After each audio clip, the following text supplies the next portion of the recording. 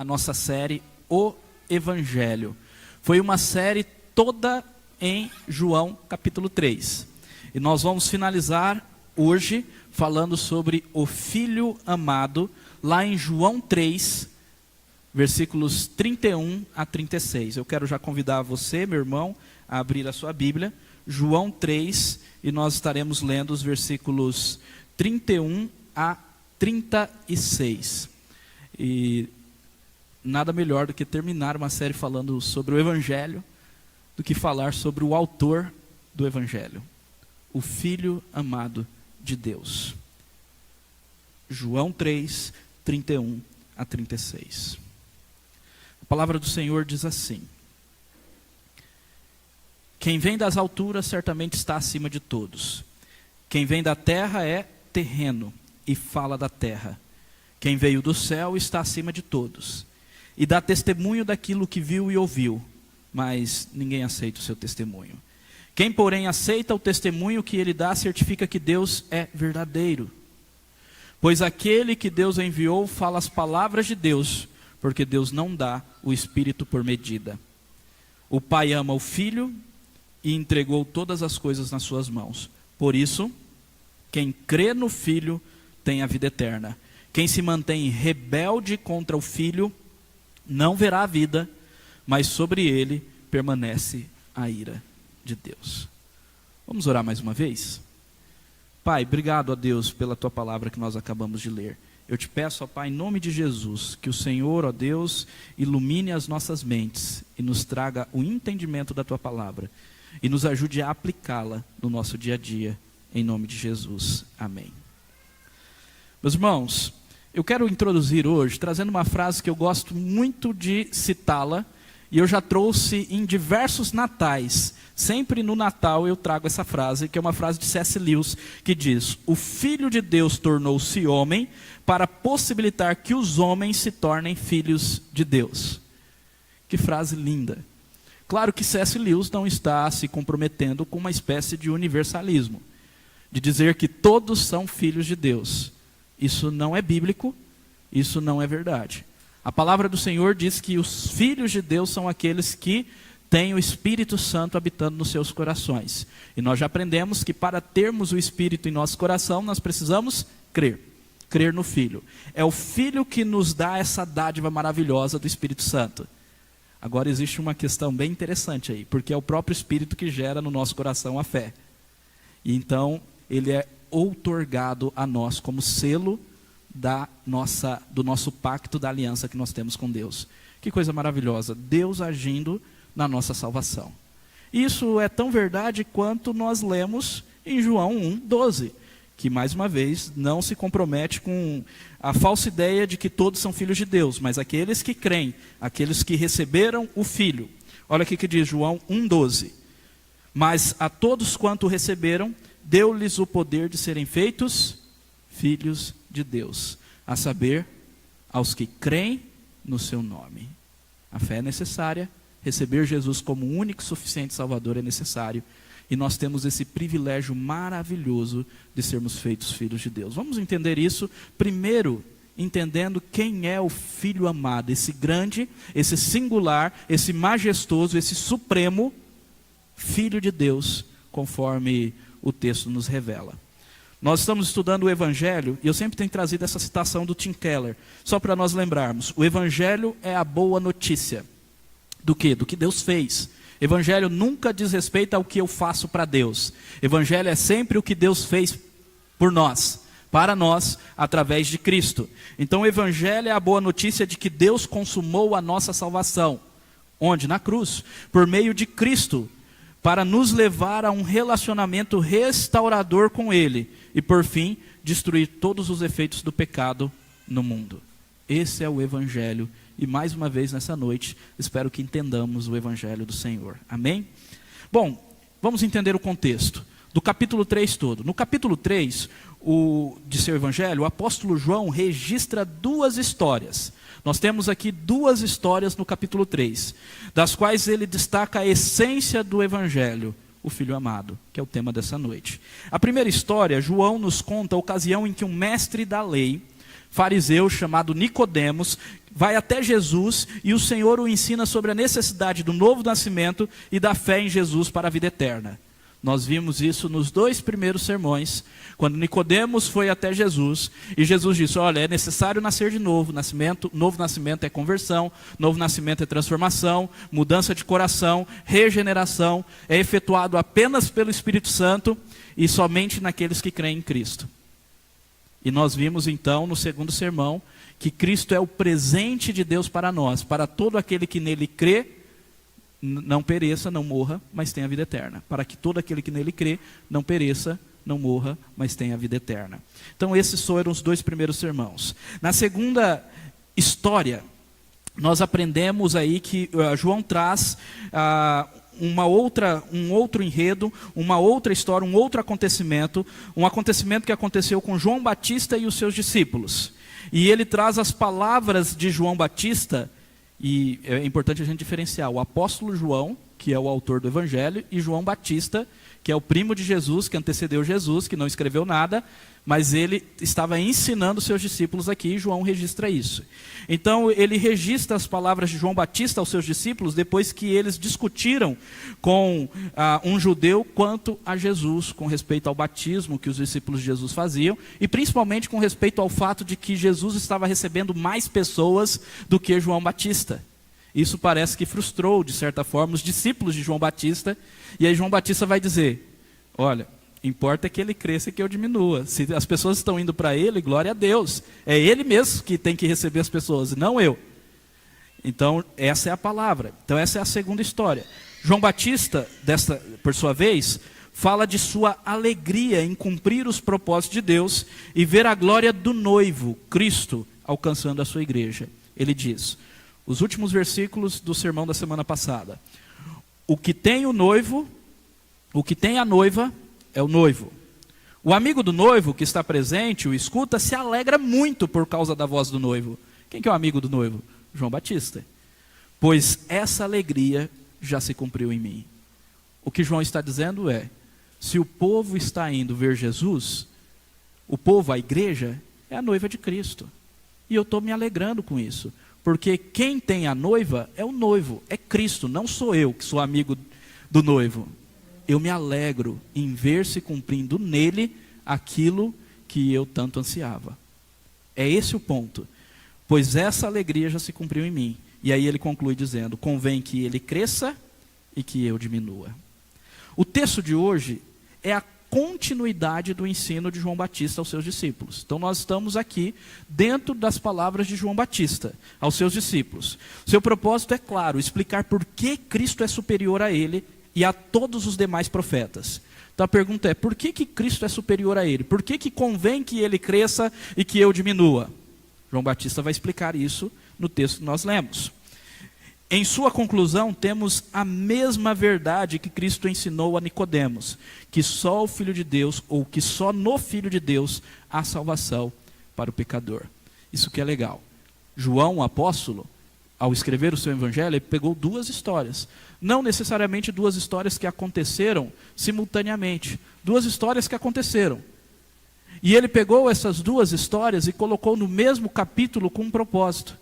Porque essas 2 histórias revelam a mesma coisa. Tanto na fala de Jesus, como na fala do seu primo João Batista, o seu predecessor. Nós vemos essa verdade maravilhosa, que só no Filho de Deus há salvação para o pecador. Meus irmãos, esse é o Evangelho. Só no Filho de Deus há salvação. Por quê? Porque só Ele cumpriu tudo o que deveria ter sido cumprido. Só Ele morreu em nosso lugar para salvar pecadores e libertar da condenação dos pecados. E porque só Ele é Deus. E é exatamente isso que João Batista vai nos ensinar. A supremacia de Cristo, o Filho amado. E a primeira coisa que João Batista fala, na sequência do texto, é isso. A sua origem é celestial. A sua origem é celestial. Olha aí, versículo 31. Quem vem das alturas certamente está acima de todos. Olha a continuidade, ele diz, olha, convém que ele cresça e que eu diminua. Por quê? Porque ele veio das alturas. E se ele veio do alto, ele está acima de todos. Quem vem das alturas certamente está acima de todos. Quem vem da terra é terreno e fala da terra. Quem veio do céu está acima de todos. Jesus está acima de todos os profetas. Vale destacar que João Batista é o último profeta aos modos antigos.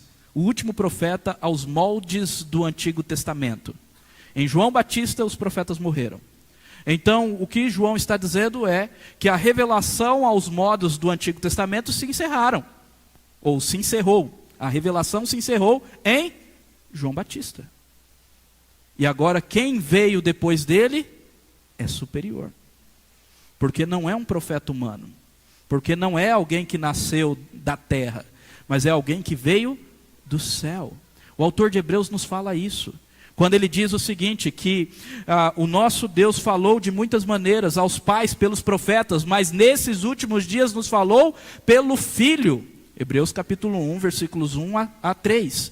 E o Filho é a expressão exata do ser de Deus. Expressão exata. Por quê? Porque ele veio do alto.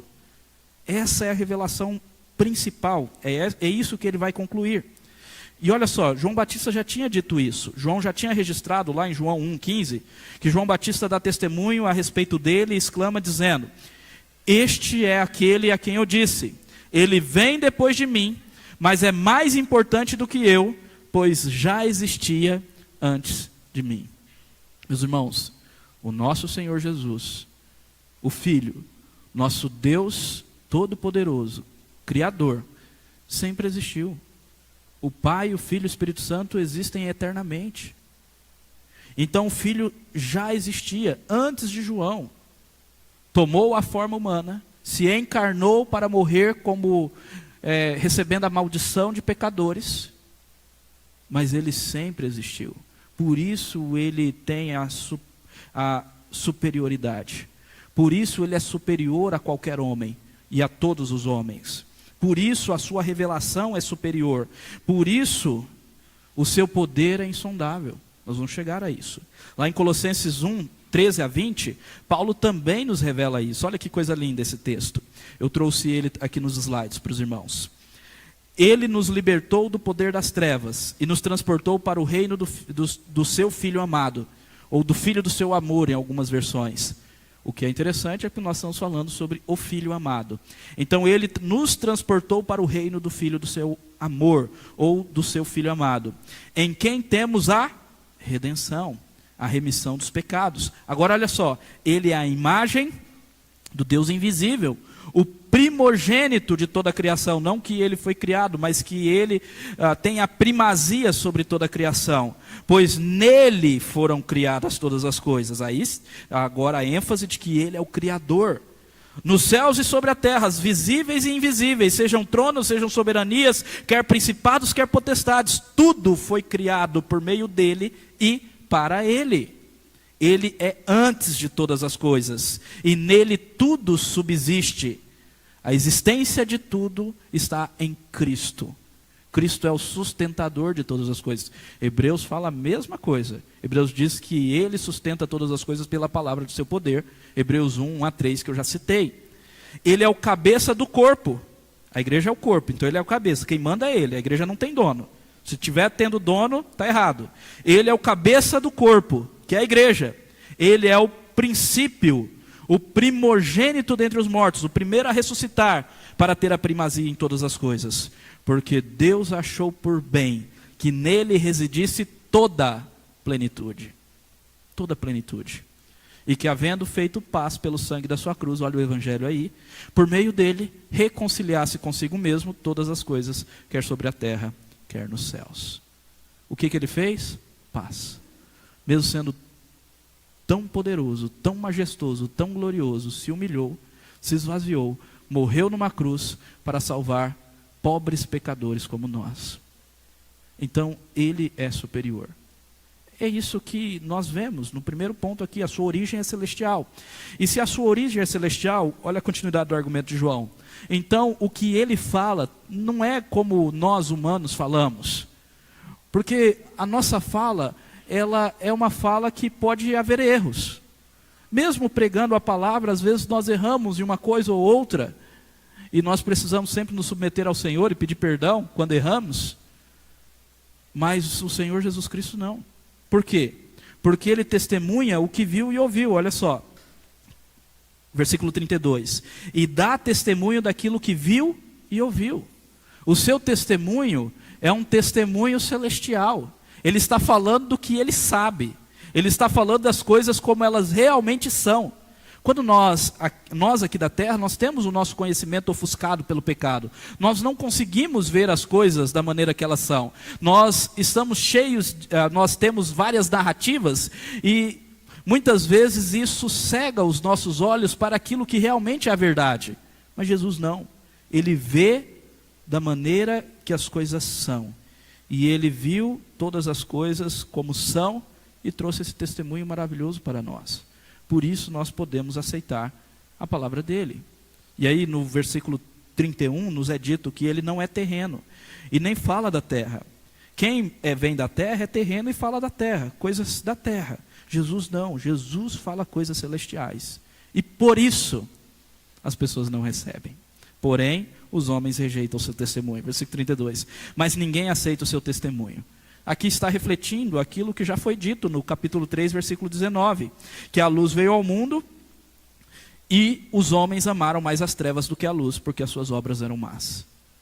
Então os homens, ao verem a luz, ao verem os ensinos da verdade, ao verem Jesus, o rejeitam, porque amam as trevas. O próprio Senhor Jesus Cristo, lá em João 7, no registro de João 7, ele diz que os homens não aceitam a sua palavra porque eles aceitam glória que vem dos homens. E por isso rejeitam a glória que vem de Deus. Então eles não conseguem ver e ouvir, mesmo que Jesus está trazendo uma palavra verdadeira. Agora, quando o Espírito Santo age no coração dos homens, algo diferente acontece. E é o que começa a se dizer aí no versículo 33. E já no nosso segundo ponto, o Filho amado, a sua origem é celestial, a sua unção é sem medida. Versículo 33. Quem, porém, aceita o testemunho que ele dá, certifica que Deus é verdadeiro. Como que nós aceitamos o testemunho da palavra? O testemunho de Cristo, somente através do Espírito Santo. Paulo nos relata isso em 2 Coríntios capítulo 3. Se você tem dúvida, leia 2 Coríntios capítulo 3. 2 Coríntios capítulo 3, às vezes é a narrativa da história da conversão de muitos.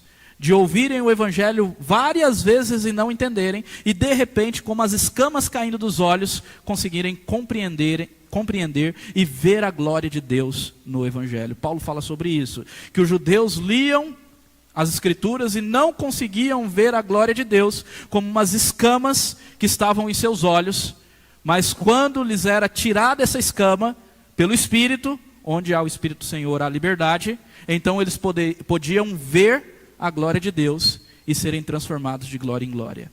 2 Coríntios capítulo 3.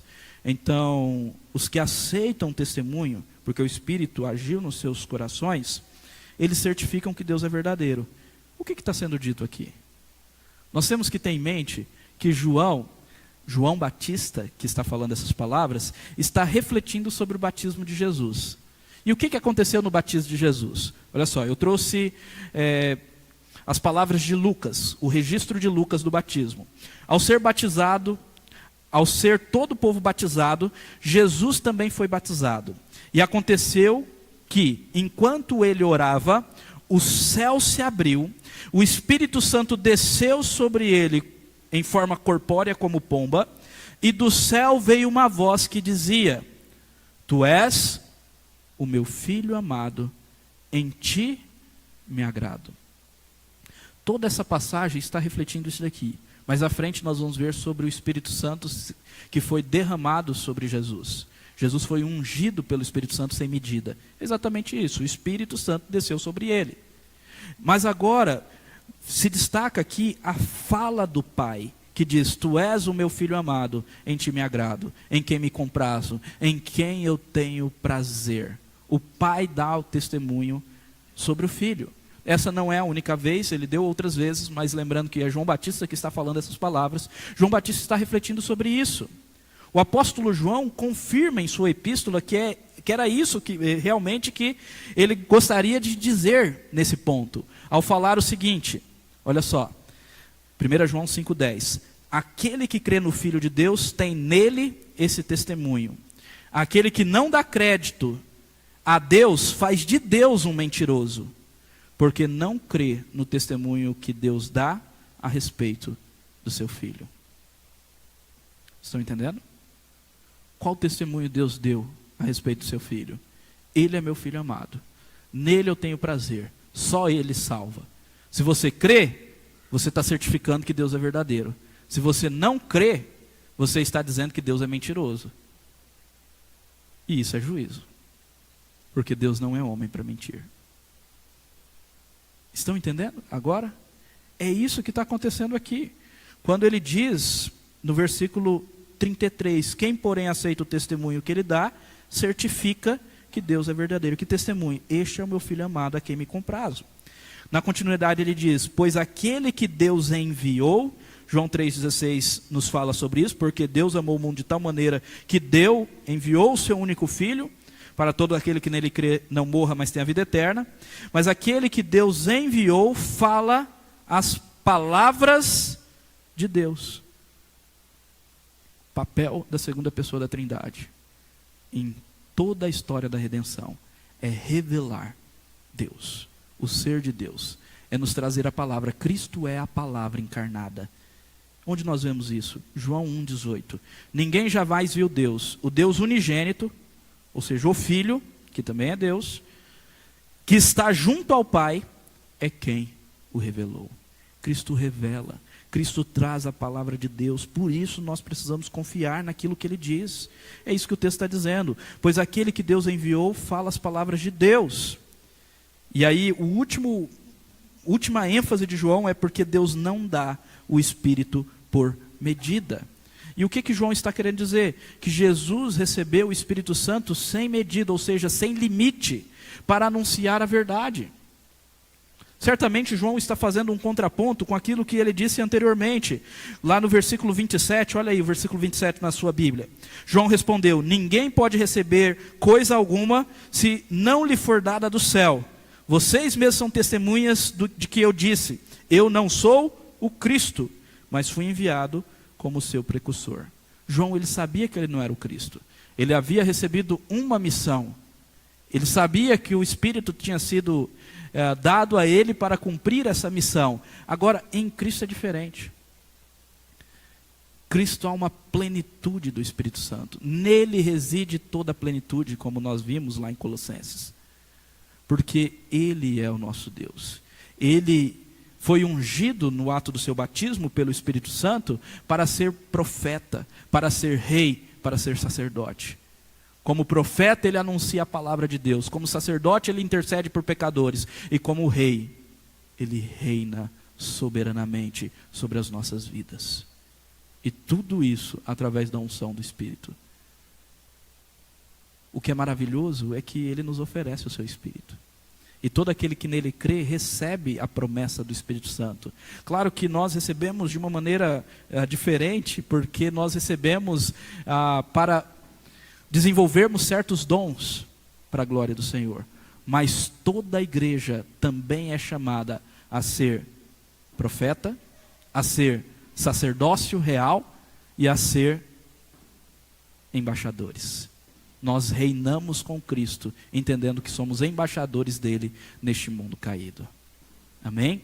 Então, sem medida, Jesus recebeu o Espírito para quê? Para anunciar a verdade.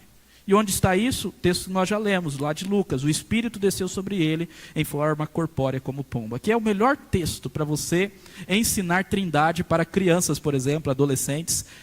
Por quê? Porque nesse texto nós vemos as três pessoas da Trindade de maneira muito distinta. Jesus se batizando, o Espírito Santo descendo de forma corpórea como uma pomba, e o Pai lá no céu falando.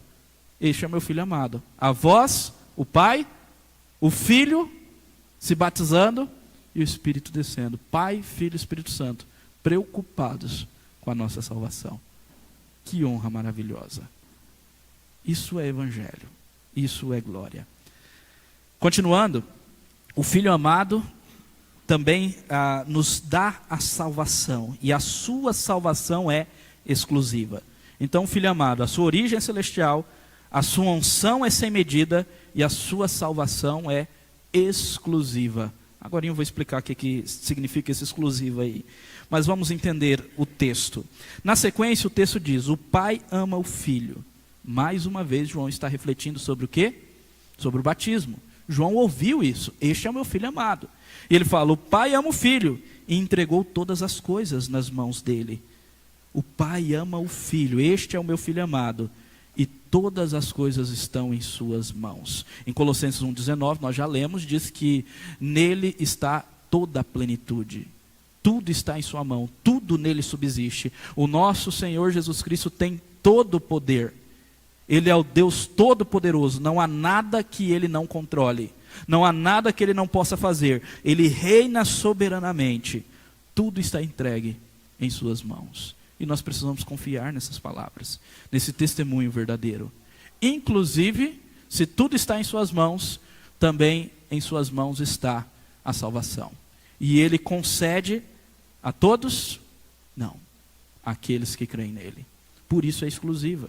Por isso só nas mãos dele está o poder de salvar ou condenar. Versículo 36. Por isso, quem crê, é uma conclusão.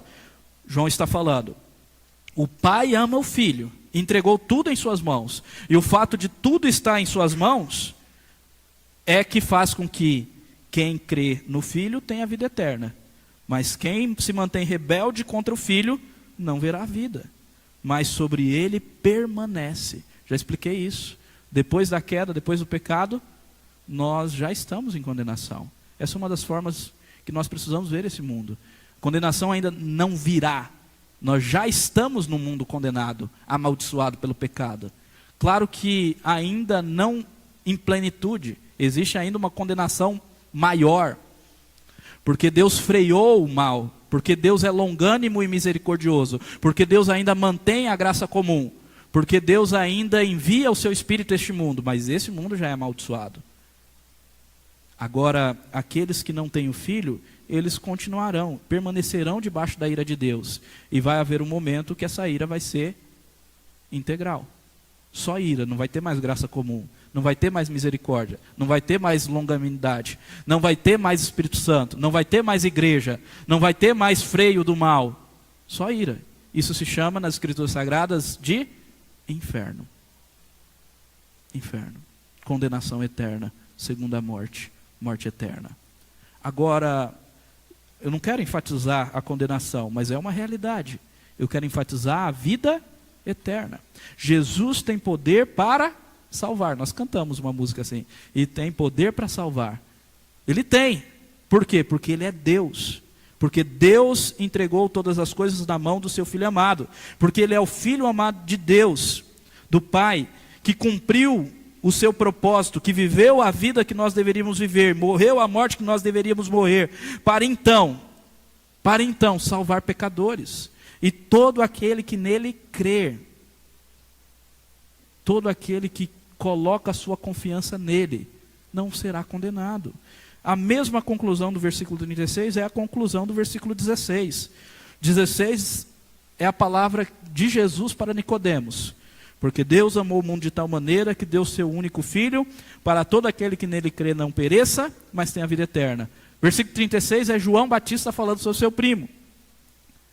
Por isso, quem crê no Filho tem a vida eterna. Quem se mantém rebelde contra o Filho não verá a vida, mas sobre ele permanece a ira de Deus. Vida eterna. O que esse texto está nos dizendo é que Jesus, ele é o único e suficiente Salvador. Por isso exclusividade. Quando eu falo que a sua salvação é exclusiva, eu quero falar em dois sentidos. Primeiro, que a salvação é exclusiva para aqueles que creem, para aqueles que são dele. E segundo, que só ele salva. Ele é o único Salvador, ele também é o Salvador exclusivo, porque não existe nenhum outro. O apóstolo João, às vezes a gente está confundindo, né? Apóstolo João, João Batista, são vários Joãos, né? E a gente também tem o João Batista aqui. Amém. Então, o apóstolo João fala em 1 João 5, 11 e 12, Na sequência, nós lemos o versículo 10 anteriormente, na sequência do texto que nós lemos, que o testemunho é este, que Deus deu, é um presente. Isso é graça, isso é evangelho. Deus deu a vida eterna. E esta vida está no seu Filho. E olha a conclusão de João. Quem tem o Filho, tem a vida. Quem não tem o Filho de Deus, não tem a vida. E João vai continuar esse texto, versículo 13, depois você pode ler, que ele diz que essas coisas foram escritas para que nós tenhamos certeza da vida eterna. É possível ter certeza da vida eterna, porque quem nos salva é Deus. Se fosse nós que nos salvássemos a nós mesmos, estranho, né? Não teria como ter certeza, certamente iríamos perder a salvação. Nós somos inconstantes. Agora é Deus que nos salva. Então é possível ter a certeza. Agora a certeza vem do quê? Do Filho de Deus, habitando o nosso coração através do Espírito. Quem tem o Filho tem a vida. Quem não tem o Filho de Deus não tem a vida. Ele é o único e suficiente Salvador. Atos 4,12, a mesma verdade. E não há salvação em nenhum outro, porque debaixo do céu não existe nenhum outro nome dado entre os homens, pela qual importa que sejamos salvos. Algumas versões vai dizer, pela qual devemos ser salvos. Não há nenhum outro nome, é só o nome de Cristo. Eu não estou nem citando João 14. João 14,6, conhecidíssimo. Eu sou o único caminho. Eu sou o caminho, a verdade e a vida. Ninguém vem ao Pai, se não for por mim. Não há outro caminho. Não existe essa história que todos os caminhos levam a Deus. Só Cristo. Só Cristo. Não é fé em qualquer coisa, é fé em Cristo. E nós precisamos crer firmemente nisso. Para concluirmos, precisamos entender essa verdade, a qual eu iniciei lá na citação de C.S. Lewis, que o Filho de Deus se tornou homem para que nós nos tornemos filhos de Deus. Nele nós também podemos ser filhos amados. O texto de Romanos 8, que eu já citei no primeiro sermão, nos traz essa verdade maravilhosa, quando diz, pois todos os que são guiados pelo Espírito de Deus são filhos de Deus. Se nós temos o Espírito Santo, somos filhos. Porque você não recebeu um espírito de escravidão, para viverem outra vez atemorizados, mas receberam o Espírito, com E maiúsculo, de adoção, por meio do qual clamamos, Abba, Pai. O Abba aqui, meus irmãos, é um jeito carinhoso de dizer paizinho ou papai. Somente por meio do Espírito nós podemos dizer papai. O que é interessante é que essa é a grande ênfase do Novo Testamento. O Novo Testamento, Deus nos é revelado de uma maneira tão magnífica e maravilhosa como Pai. E nós não entendemos o Evangelho se nós não entendermos Deus como nosso Pai. E nós como seus filhos amados. No Antigo Testamento, o judeu não chamava Deus de Pai. Chamava de Senhor.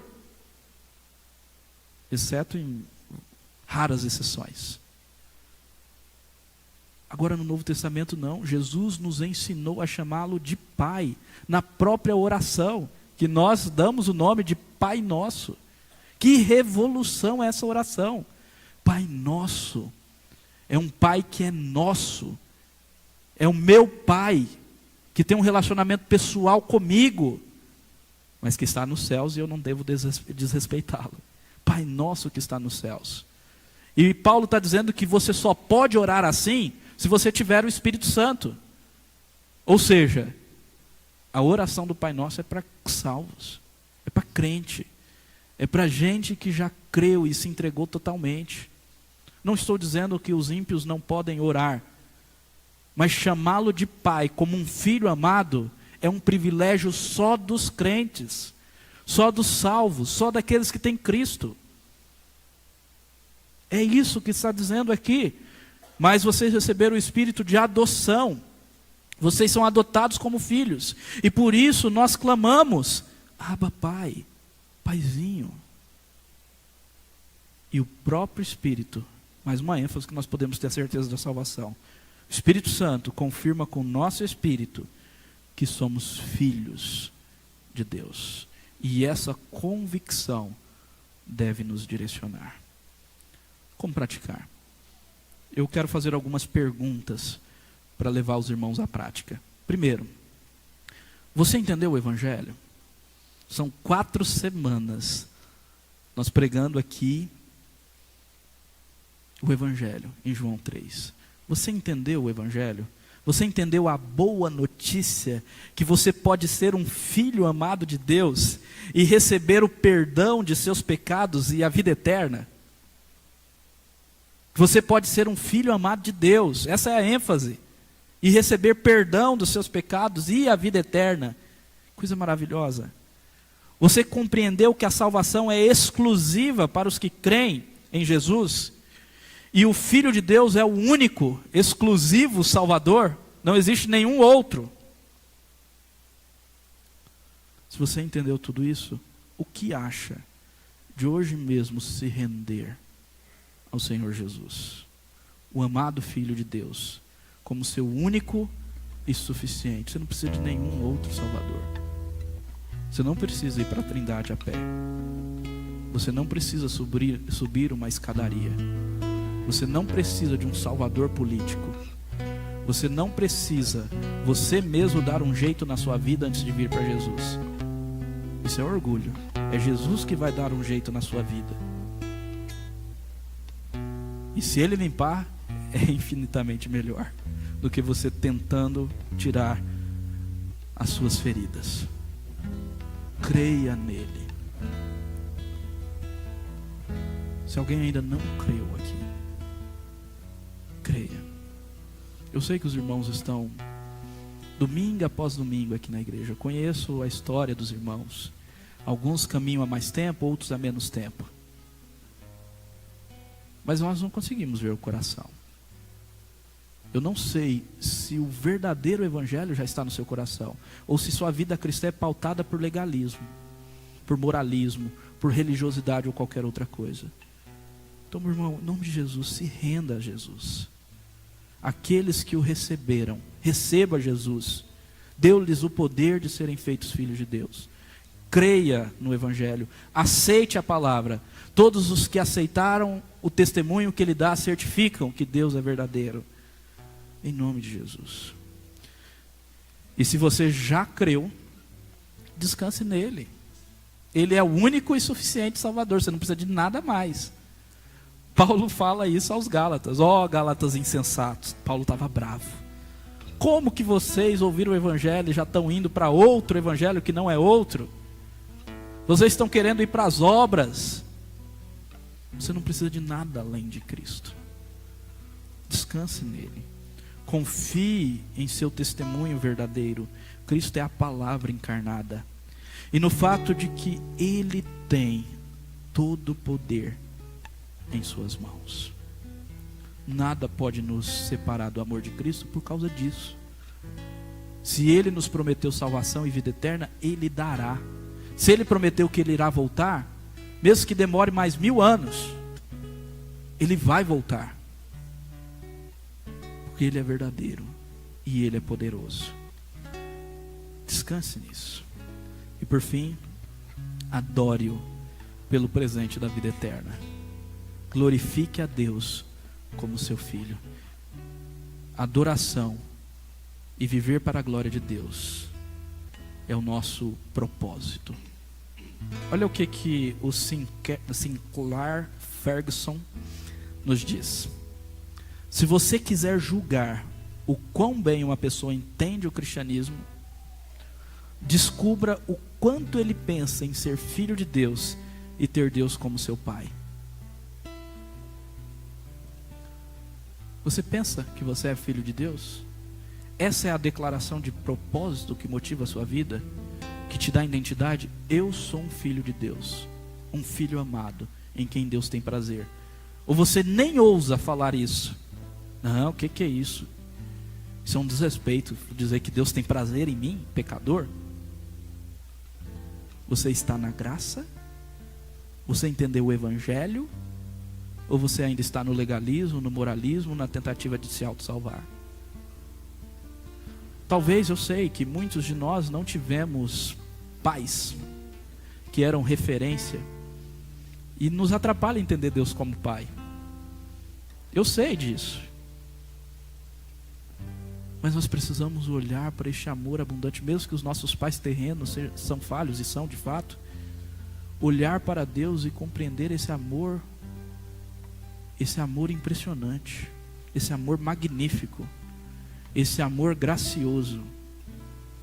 Olha o que ele continua dizendo: se este não é o pensamento que inspira, controla sua adoração e orações e toda a sua visão de vida, ou visão da vida, significa que ele não entende o cristianismo muito bem de forma alguma.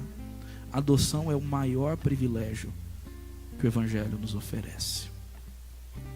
O fato de sermos filhos de Deus deve inspirar, motivar, controlar, impulsionar a nossa adoração, a nossa oração e toda a nossa vida. Eu fico me perguntando, às vezes, quando eu vejo tantos irmãos deixando de vir adorar, será que falta o senso de que somos filhos dele? Isso deve nos impulsionar a adorar. Eu sou filho, amado. Este é o meu valor. Eu quero estar com outros filhos, junto com a família da fé. E as orações. Eu quero falar com meu Pai todos os dias. Eu quero desfrutar da comunhão viva e verdadeira com o Pai, com o Filho, com o Espírito Santo, no silêncio do meu quarto, no meu culto familiar, junto com a minha família, meus filhos, minha esposa, meu marido,